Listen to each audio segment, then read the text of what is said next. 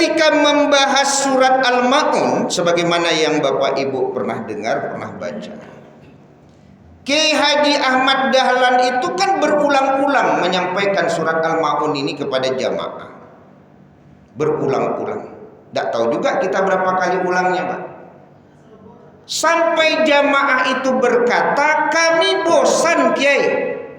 Karena Kiai Al-Ma'un balik. Apa jawaban Kiai Haji Ahmad Dahlan? Dan itu bisa jadi memang seperti itu. Kalian bosan terhadap surat Al-Ma'un karena kalian tidak mengamalkannya.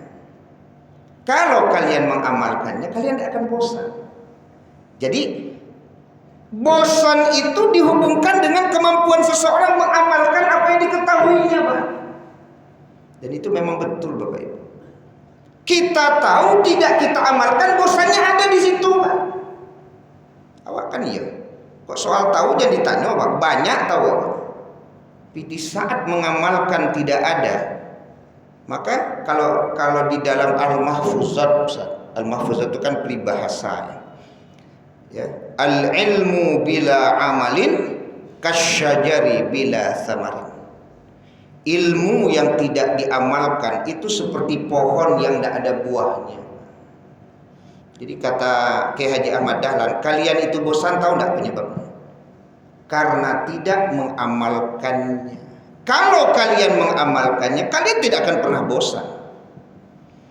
Ya. Makanya boleh jadi dalam keseharian kita, Bapak Ibu, nilai itu tidak terasa sampai ke hati, Bapak Ibu, karena kita tidak mengamalkan. Sampai kemari. Sama lah umpamanya gini, Bapak Ibu. Kita membaca surat di dalam sholat, salah satunya Al-Ma'un, tapi awak hobi mari anak yatim. Lai kata rasul bacaan surah Al-Ma'un di hati awak, Pak. Keraju awak socok mari orang anak-anak apa tuh, Pak? Anak-anak yatim. Ya kan? Bagaimana akan terasa surat Al-Ma'un itu dibaca, Ibu? Keraju awak sekali lagi, Pak. Suku mari anak yatim, Pak. Berang saja kan anak yatim, Pak. Kan itu yang pernah kita bahas dulu. Itu oknum kan, itu oknum. Ndak lo sadu anak yatim di Kecen Madai. Banyak lo anak yatim kok yang lain lo. Iya kan, gara-gara mencalekan Mada seolah-olah bakso kan Mada saja kan enggak juga. Tapi walaupun Mada, Pak, menghardik anak yatim enggak boleh. Karena menghardik itu lebih kepada, Pak, penghinaan, ya kan? Penistaan, bullying, Pak, kekerasan, ke situ lebih menghardik. Kalau berang boleh, Bu. Jalainya salah, Pak. Tuh awak diamkan saya. Takui awak disabit menghardik anak yatim. Oh, tidak boleh. Harus dikasih tahu dia, Bu. Aku tidak tahunya dia salahnya. Cuman marah yang seperti apa, kan itu. Karena kalau bahasa menghardik, sekali lagi, Pak, di dalam menghardik itu ada menghina, ada merendahkan, ada bullying lah bahasa anak kini, bullying ya. Bullying itu kan membuat rendah lah gitu ya. Bullying dong. Nah, kalau marah boleh. Ya. Jadi boleh jadi Bapak Ibu ada bahasa kita menghardik anak yatim. Termasuk tidak punya kepedulian terhadap anak yatim itu juga bisa dipahami juga menghardik anak yatim. Tambah satu kali lagi kan wala yahuddu ala tu'amil miskin kan. Ya, dan tidak menyuruh orang untuk memberi makan orang miskin. Makanya Bapak Ibu, makna pendusta agama itu kan berarti mendustakan apa yang seharusnya kita benarkan dalam agama ini. Kalau kita sadari Bapak Ibu, perjalanan kita sehari-hari, Pak, Bapak Ibu juga merasa, saya juga merasa, awak bukannya tidak berinfak Pak lagi sebulan 2 bulan, tapi boleh jadi dalam perjalanan itu Ibu tidak pernah teringat oleh kita untuk menyisihkan harta kita buat anak yatim. Boleh jadi. Apalagi kota infak yang berjalan kok kota infak masaji taruh aja, masaji. Boleh jadi kelalaian kita, Pak. Bukan masalah kita tidak berinfak, ada kita berinfak, Pak. Tapi tidak pernah ada alokasi untuk untuk anak yatim Pak. Ya Pak. Dikit-dikit tak benfa Pak. Sodoko subuh so benfa tuh. Tapi karena tidak pernah diingatkan untuk anak yatim, tidak pernah untuk anak yatim Pak. Betul-betul 2 bulan, 3 bulan, 4 bulan, tidak ada Pak pikiran kita untuk anak yatim itu Pak. Makanya apresiasi sebenarnya kalau masjid membagi hak dan anak yatim setiap bulan, karena digugah terus Pak. Digugah terus. Alhamdulillah Bapak Ibu, kita baru saja membagikan untuk anak yatim. Mari sama-sama kita kumpulkan lagi untuk bulan depan. Digugah tuh berarti takana. Oh iya ya, ada hak anak yatim yang harus membuka Pak. Kan itu soalnya Pak. Ya. Tapi kan ada orang Bapak Ibu sebulan, 2 bulan, 3 bulan Pak. Coba tanya ke diri. Oh iya ya, Pak kok ndak takana anak yatim kok diam kok. Ya Pak katakan anak yatim Pak. Jangan-jangan kita disebut pendusta agama karena memang tidak pernah ada pikiran kita untuk membantu anak yatim tuh Pak. Boleh jadi Pak. Ya, makanya alhamdulillah pokoknya di tempat kerja Bapak Ibu seperti saya lah Pak, kan di ITP itu ada namanya zakat, ada unit pengumpul zakat nanti. Ya, ada ITP bersedekah namanya, pakai barcode. Sekarang banyak masjid-masjid pakai barcode Pak. Nyelatan di luar barcode, tapi kadang-kadang kawan pun yang ganti barcode masuk ke rekeningnya kan. Kadang-kadang kan itu loh. Awak lah buat barcode untuk fakir miskin Mas Haji, Pak. Atipu kawan pun itu kawan Pak. Jadi setiap orang donasi, apa inya? Kayaknya Pak. Itu jahitnya orang tuh. Itu jahit kadang-kadang ampun Pak. Ya. Nah, jadi berapapun donasi, makanya waktu di ITP itu disampaikan untuk ITP bersedekah ini, karena kalau dari zakat Pak anak yatim tidak boleh dapat. Anak yatim tidak ada haknya dari zakat Pak. Orang miskin baru ada dari zakat. Maka dari ITP bersedekah dengan 5.000, 10.000 Pak, 15.000 itu yang kita putarkan dalam bentuk bahan makanan Pak. Minyak, talur, pokoknya segala sesuatu kebutuhan panti asuhan Pak. Itu Pak putar tuh, Jumet gini 5, Jumet besok 5, sekali Jumet 600.000 Pak. Ya minimal. Putar-putar tuh. Ya, panti-panti yang dikelola. Artinya apa? Kan boleh jadi seperti yang kita bahas tadi Pak. Ya, mereka itu bukan tidak berinfak Pak, rajin berinfak, cuman tidak ada pemikirannya untuk anak yatim. Dengan menggugah tadi itu Bapak Ibu, iya ndak ada hak anak yatim. Kalau itu makasih Bapak Ibu. Ndak kan bukan Bapak Ibu, saya juga pribadi model itu Pak. Bukan ndak berinfak awak Bapak Ibu, lahi. Cuman karena ndak pernah digugah dengan adanya anak yatim tadi, awak berinfak terus itu Mas Haji. Padahal ada hak yang harus dikeluarkan untuk anak yatim. Kalau enggak kita disebut dengan apa? Disebut pendusta agama Pak. Pendusta agama kita. Ya mudah-mudahan lah di masjid kita ada gitu ya. Artinya alokasi yang biasanya dibagi, ada yang membaginya itu per triwulan gitu. Ada juga bagi per triwulan. Ada yang dibagi itu pas ke sekolah, ada juga. Ya kan? Pokoknya kan itu kebijakan pengurus kan gitu. Yang penting digugah. Kalau tidak digugah tidak takana gitu Pak. Awak sekarang tidak takana. Tapi dengan ada gugahan tadi berarti ayo kamu satu cek, kan itu. Kamu satu untuk anak yatim begitu dia Pak. Ya, sehingga kita tidak disebut dengan pendusta agama tadi itu kan. Ya. Jadi fadzalikal ladzi yad'ul yatim wa la yahuddu ala tu'amil miskin. Dan memang saya sampaikan Bapak Ibu apa yang dibahas oleh para ulama. Kadang begini. Kesolehan individu ya itu kalau tidak diimbangi dengan kesolehan sosial, maka kan kesolehan individu itu seolah-olah kan tidak bermakna kan itu ya. Contoh sederhana kan tidak beriman seseorang ketika dia tidur dalam keadaan perut kenyang, tetapi tetangganya tidur dalam keadaan perut lapar. Tidak beriman Pak. Artinya rajin kita sholat Pak, rajin kita beribadah, tapi ketika tidak diimbangi dengan kesolehan sosial, kesolehan pribadi seolah-olah tidak ada maknanya Bu. Ya kan? Sayang kan Pak, awalnya rajin sholat Pak, awalnya rajin puasa, seolah-olah tidak bernilai di saat kita tidak peduli dengan sesama. Ya. Dan bahaya egois kan di situ kan. Ya, yang penting ambo kan sholat, yang penting ambo kan puasa. Sehingga jo tetangga sebelah dah tentu ya. Jo tetangga sebelah yang seharusnya nyo bantu dah tentu ya. Jo anak miskin yang harusnya nyo tolong, dan nyo tolong dah, Pak. Ya kan? Jo orang-orang yang memang butuh bantuan, tidak mau dia membantu, Pak. Karena ambo kan sholat, ambo kan puasa, ambo kan lagi beribadah, maka muncul namanya egois. Ada Pak orang-orang yang rajin beribadah Pak, tapi egois. Ya Pak, tak pedulinya Pak. Bahkan sampai-sampai guru surang. Kalau orang kerja bakti surang orang.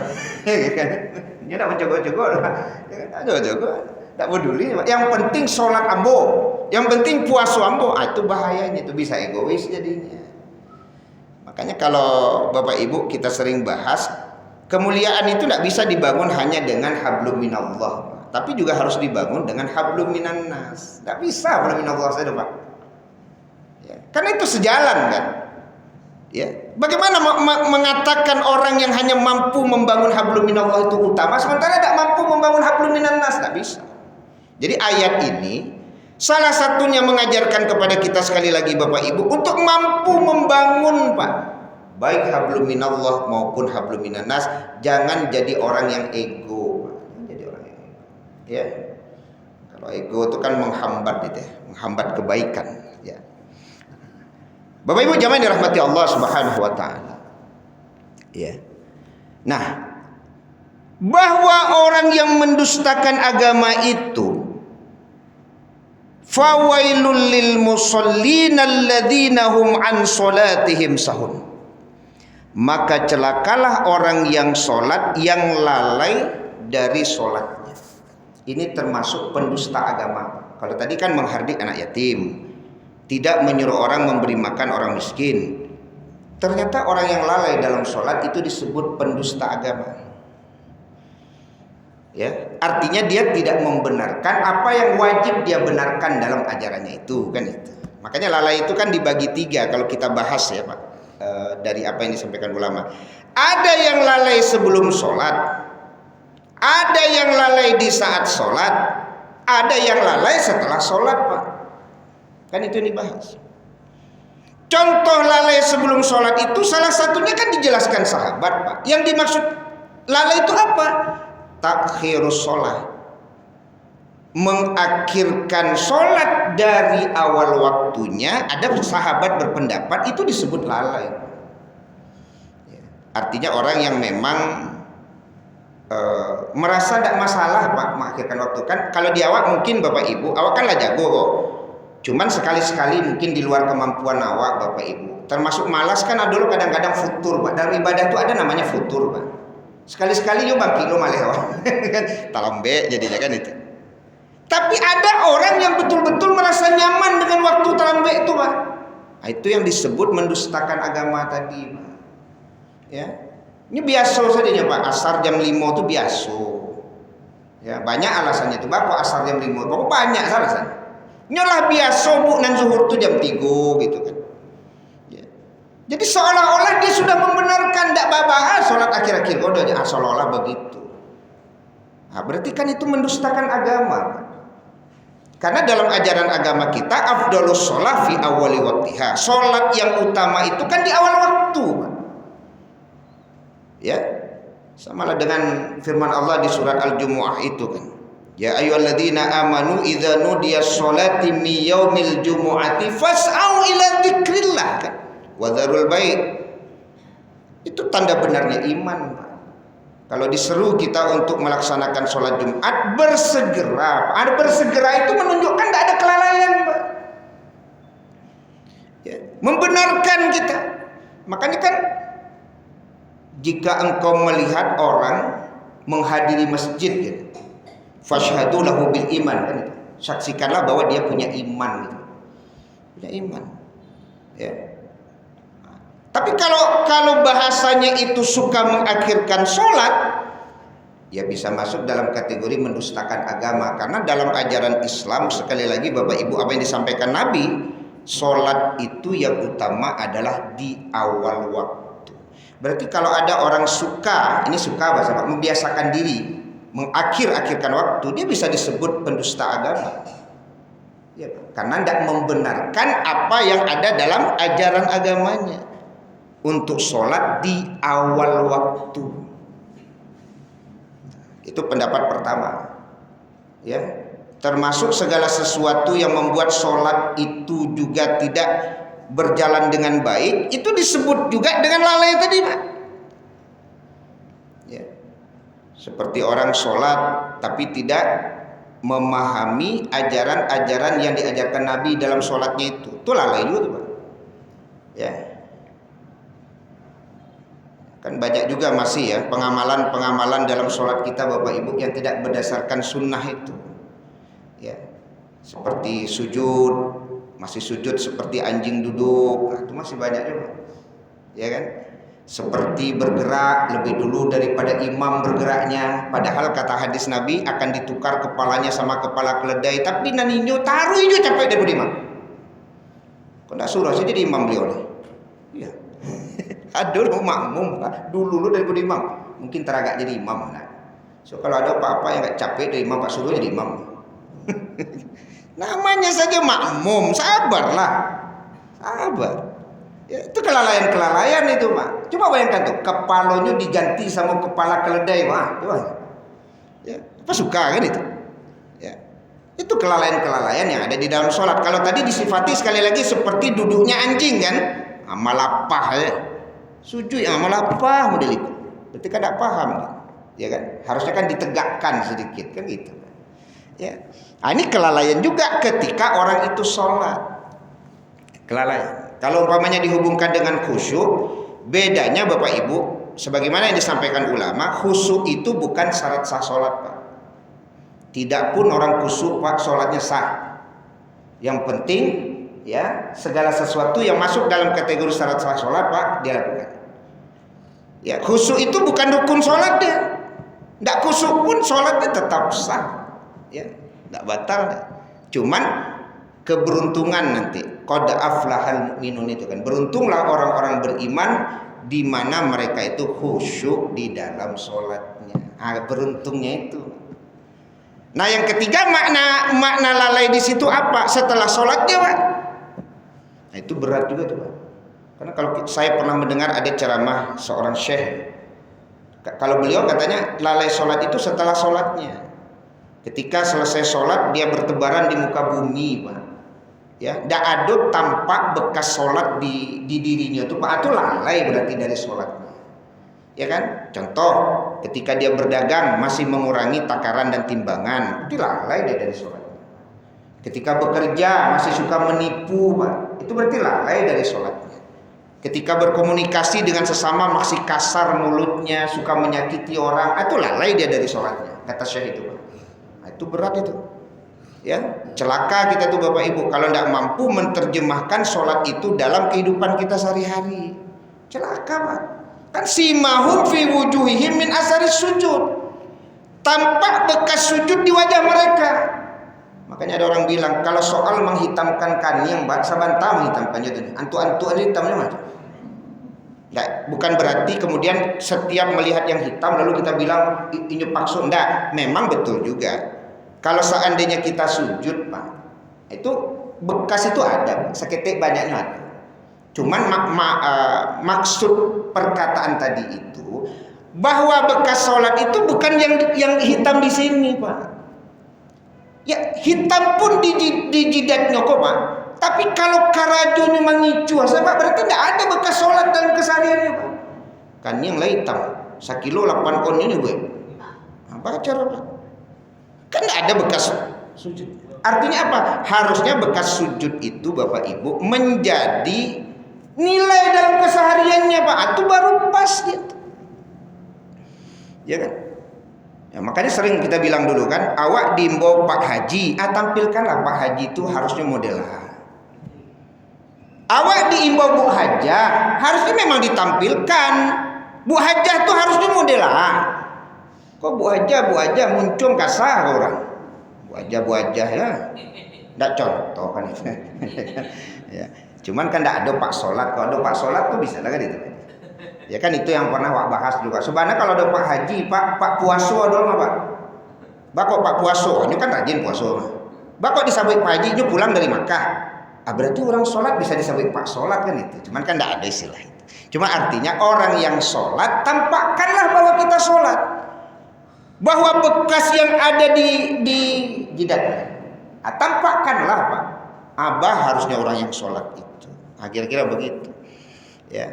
Jadi Bapak Ibu jamaah yang dirahmati Allah Subhanahu wa taala, pendusta agama yang ketiga itu adalah mereka yang lalai Pak dari sholatnya. Baik sebelum atau di saat sholat atau setelah sholatnya. Ya ketiga-tiganya kita jaga supaya kita tidak sebut pendusta agama.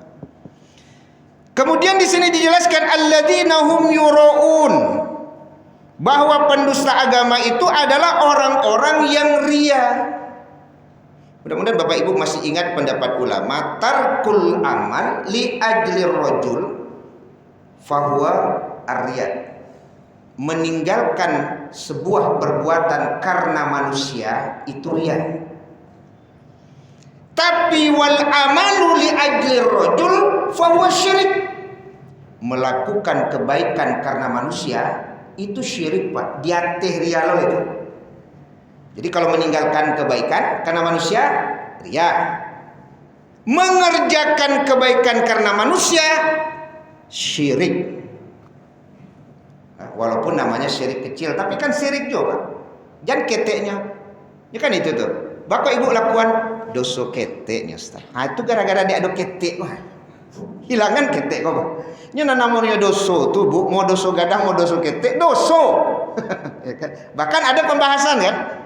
Ya, la saghirata ma'lisrar. Tidak ada dosa kecil kalau dilakukan berulang-ulang, Pak. Jadi dosa gadang. Sebab ada orang yang bangga dengan dosa, Pak. Semangat ini bobek dosa. Orang begunjing itu kan banyak semangat tuh, berapi-api. Jadi orang begunjing, Pak, mata kok wus, dia muncung-muncung. Padahal begunjing, Pak. Wah, kok semangat kalau begunjing kan itu. Ndak ibu-ibu saya dapat apa udah gitu, Pak. Ada ibu-ibu saya ada samo saya gini kan. Parahlah Bapak. Ndak artinya ya mau dosa sekecil apapun berusahalah untuk menghindarinya. Jangan gara-gara bahasa dosa ketek atau diulang-ulang gitu kan itu. Jangan. Sama syirik tadi itu. Makanya saya tidak sepakat juga ada yang kemudian bilang begini. Iko bisa Ustadz namo lo orang sholat subuh gara-gara Pak Fadli Amran Ustadz. Jangan model itu. Kok gara-gara Pak Fadli Amran awak sholat syirik awak? Pak Fadli Amran selaku kepala pemerintahan, tentu ingin juga dia, Pak. Ya kan? Ada program-program yang memang menyentuh nilai-nilai agama. Ya, tentu kita berbaik sangka, tidak boleh didahulukan buruk sangka. Karena berburuk sangka kepada orang beriman hukumnya haram. Iko ada program Pak panjang pengenah itu. Tidak boleh berburuk sangka. Sesama bersaudara beriman tidak boleh berbaik sangka. Ya kalau kemudian ada orang nanti bapak sholat, ambu nyuruh digaik sholat, nyulapi ya mau digaik atau dikecil lo nyusirik tuh kan. Sholat gara-gara gaik, enggak gaik hanya menjalankan perintah Bu. Kalau anak sudah berumur 10 tahun, boleh orang tua memukul Pak. Hati Bu anak di masjid. Lain ngecek anak tuh Pak, bapak sholat gara-gara gaik Pak. Itu syiriknya Pak? Enggak. Ya kan? Karena niat orang tua itu kan ada dalam syariat, termasuk kepala pemerintahan. Saya sampaikan tuh Pak. Seperti Umar bin Khattab, dia kirim surat Pak ke gubernur-gubernur. Tolong perhatikan sholat rakyatmu, kira-kira begitu. Kalau tiba di awak, khalifah itu presiden. Presiden instruksi Pak ke gubernur-gubernur, tolong perhatikan sholat rakyat kalian Pak. Kira-kira begitu Pak Raja Umar bin Khattab. Jadi tugas itu Pak. Kalau enggak di akhirat nanti bertanggung jawab. Maka jangan pula kita bilang kok sholat subuh kok gara-gara Pak Fadil. Kalau dulu bajilbab gara-gara Pak Fauzi Bahar, enggak. Dipaksa, harus dipaksa. Mudah-mudahan dengan pemaksaan akan menjadi sebuah kebiasaan. Dulu di tahun 97 Pak. Di SMP SMA aku dan Sarawak yang rok seko banyak. 97 semua. Anak SMP SMA itu rok seko banyak Pak. Tapi kan kemudian dibikin aturan yang boleh jadi berhadapan pula dengan HAM dulu. bahwa anak SMP kan wajib berjilbab. Kota Padang tuh. Berjilbab kini malah mencari orang tak berjilbab yang pandai. Kan itu. Tidak apa-apa awalnya dipaksa Pak. Mudah-mudahan jadi kebiasaan. Mungkin tabiasunya tidak di masa itu, setelahnya. Nah, mudah-mudahan subuh ini menjadi sebuah kebiasaan juga suatu saat Pak. Ya sholat berjamaah kan begitu. Walaupun awalnya dipaksa. Kemudian yang terakhir adalah wa yamna'unal ma'un, bahwa mereka yang disebut pendusta agama adalah enggan membantu dengan barang berguna. Ini memang orang yang pilih Pak. Kepatang kawan meminjam pompa sepeda. Tak ada gitu. Besok paginya Pak dicari memumpapan sepeda motornya. Iya, ndak seketik Allah juga Pak balah. Kepatang meminjam tak ada je. Rupanya apa kau pilih. Tapi rusak pompa. Ya apa. Itu yang naunal maun. Coba bayangkan Pak. Enggan membantu dengan barang berguna saja Bapak Ibu dicap pendusta agama. Dicap pendusta agama Pak. Kok jale hujan labek-labek acok bocor apa kok? Loteng apa? Awak tahu orang sebelah kok punya janjang, Pak? Ada lo bisa pinjam janjang. Pinjam janjang, Pak. Ada janjang dah. Itu dicari apa? Memanja juga janjang. Iya Allah, nampak pilih. Atau ada nanti yang bilang dulu pernah dipinjaman janjang Ustaz, patah di orang itu. Ya kalau patah kan tidak masalah, tidak ada masalah. Ya bermanfaat bagi orang. Kan gitu. Tapi tidak disuruh-suruhan nilai manfaat. Ini artinya orang yang enggan membantu dengan barang berguna, yang menghalanginya itu pelit. Karena dulu pernah juga saya sampaikan Bapak Ibu, ada seorang bapak dia punya 2 kamera Pak. Cuman kamera dan cek lekor kecek beliau harganya memang agak tinggi, tas 100 juta tak apa kamera. Tapi ada kamera cek lain jadilah. Ketika ada orang ada acara, tentu dipinjamkan kameranya, pinjaman kamera yang cek tu. Orang kau dek tahu beliau punya kamera rancak, Pak kami minjam yang rancak tu lah Pak aja. Memang agak barik beliau karena backnya agak sensitif. Kalau tidak profesional megang kamera itu Pak sembarang patik-patik je rusak lah kan itu. Kan itu aja dah. Hanya sensitif. Bukan tidak dipinjamkan kan ada satu lagi. Cuman di awak kan itu kalau meminjam. Padahal ada. Ini memang rancak kan itu. Jadi artinya gini Bapak Ibu. Jangan kita dicap sebagai pendusta agama gara-gara tidak mau Pak meminjamkan barang berguna untuk saudara kita. Karena apa? Karena pelit. Babo. Itu tadi. Itu yang parah. Itu yang parah itu. Sudahlah meminjam, hanya pura-pura tidak tahu lo meminjam Pak. Ya. Cuman artinya yang dinyo Bu tentu dosa ditanggungnya. Yang diawak makasihnya. Tibo yang diawak Pak.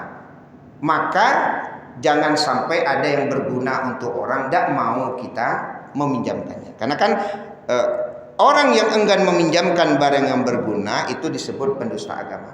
Tapi ini penutup. Memang ada juga bahasa lalai itu Baji. Makanya Syekh Al-Utsaimin kalau ada orang berkali-kali minta maaf, tidak ada iktikat baiknya untuk merubah diri. Ngulang lo balik, itu maaf lo, ngulang lo balik maaf. Kalau dia tidak mau memaafkan, dia tidak berdosa. Karena memang orang itu bukan orang baik. Tidak ada niatnya untuk elok itu tidak. Tapi kalau ini ada keinginan berubah atau harus dimaafkan. Tapi kalau dia bisa memaafkan, walaupun orang itu sering mengulang-ulang, maka keutamaan bagi dia. Tapi kalau dia tidak mau memaafkan, tidak apa-apa. Dia ini memang tidak ada niat Pak. 7 kali diulang. Kan? Itu pendapat Syekh Al-Utsaimin. Sama dengan tadi, kalau memang dia orang yang tidak baik Pak, suka merusak barang orang. Ya kan? Atau barang nang kapatang sandainya balik-balikan dong, maka kalau dia tidak mau meminjamkan, semoga tidak disebut dengan pendusta agama. Karena memang sifat orang itu tidak elok dong. Asalkan meminjam, ada dapat. Makanya dulu pernah saya sampaikan, mengatakan seseorang yang buruk tentang dirinya dalam rangka menyelamatkan orang tidak disebut bergunjing. Kan begitu kata Allah. Contoh, ibu suko meminjam tapi tidak suko membayar. Makanya ada orang baru tiba Pak di komplek tu dari bodoh kanai je bekor. Wak bisen ke orang baru tu, Bu. Nyo ada orang tu ciri-cirinya model kau nyo asalkan ada orang baru nyo minjam tapi nyo tak akan nyoba tu doh. Boleh pendapat ulama dalam rangka untuk menjaga saudara kita terkena kejahatan orang. Kan jahit tu. Ya, lah 10 50 orang dipinjam Pak, dak pernah nyoba bayar. Kalau bau tangan model itu, lunak lo gigi gigi daripada lidah. Coba suruh bayi. Oh, enggak mau yang bayi-bayi. Mungkin itu saja Bapak Ibu pengulangan dari surat Al-Ma'un. Mudah-mudahan sekali lagi kita terjauhkan dari sebutan pendusta agama itu. Saya pikir cukup ya, kalau ada diskusi mungkin sehabis sholat isya. Demikian subhanakallahumma bihamdika asyhadu an la ilaha illa anta astaghfiruka wa atubu ilaik. Wassalamualaikum warahmatullahi wabarakatuh.